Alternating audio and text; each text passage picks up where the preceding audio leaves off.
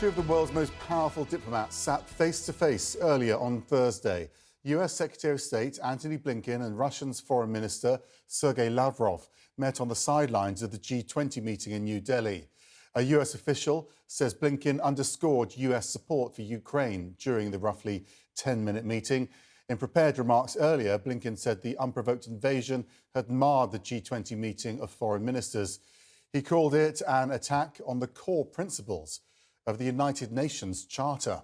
CNN's Kylie Atwood joins us from the US State Department in Washington. Kylie, you've been speaking to your sources about what was discussed in that remarkable 10 minutes. Yeah, that's right. So this was a meeting on the sidelines of the G20 foreign ministers meeting in India, as you said. And there were essentially three things that the Secretary of State addressed with the Russian foreign minister. First was urging Russia to come back into compliance with New START. Of course, that's a single lasting arms control treaty between the U.S. and Russia that Russia suspended just earlier this year. Second, he urged Russia to release an American who is wrongfully detained in Russia. That's Paul Whelan. And third, as you were saying earlier there, he also reiterated U.S. support for Ukraine. This is the first time that these two men, the top diplomats from the U.S. and Russia, have met face-to-face and had a conversation since before Russia's invasion into Ukraine. They last met in early 2022. At that time, the Secretary of State warned Lavrov about the consequences that would occur if they did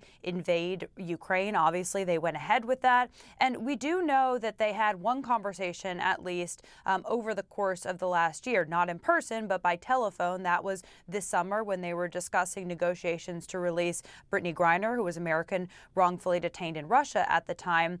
But it's also significant, Max, that they've actually been in the same place at the same time over a number of times over the course of the last year. In Bali for another foreign ministers meeting at the United Nations. They've been in the same room. They haven't had discussions. So the fact that the Secretary of State approached the Russian foreign minister, according to a senior State Department official, is pretty significant because he clearly felt that there were messages that he wanted to portray in person.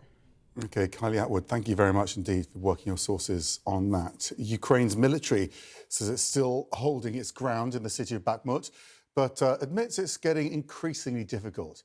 Ukrainian officials report heavy fighting on the outskirts of the city, and they suggest Russian forces have advanced within the city itself. About 4,500 civilians remain in the city as Russian troops do close in.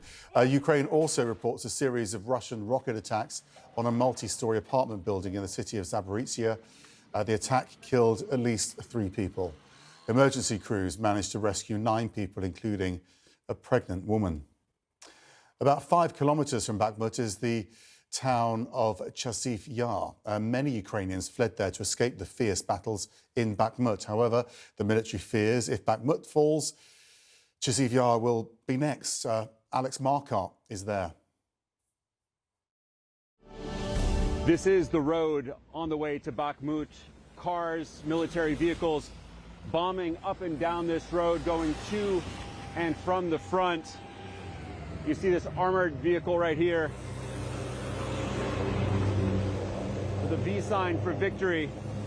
There are still some people here, not too many, but some of these hardy residents have stayed behind. This is the shop of Sivyush, who is here grilling meat. It's called Shashlik. He actually fled from Bakhmut 2 months ago and has opened up the shop selling basics like bananas, beetroot, and candles.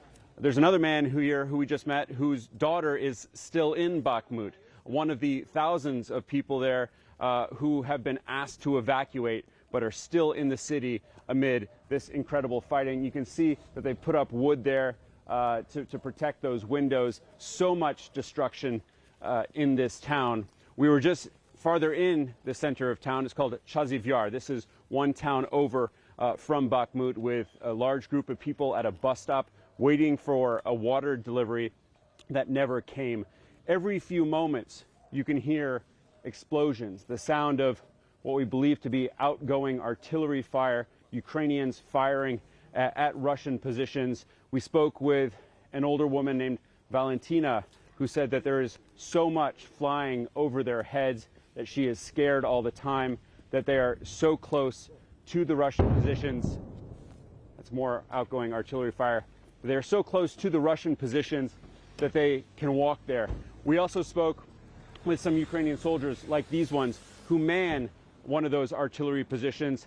They told us that there has been no order to pull back from Bakhmut, that they're fighting because if they give up Bakhmut, then this town, Chasiv Yar, this would be next. And that is what everyone is thinking now, that if Russia were to take Bakhmut, that they would have another foothold in this region from which to try to push farther into eastern Ukraine. Alex Marquardt, CNN in Chasiv Yar.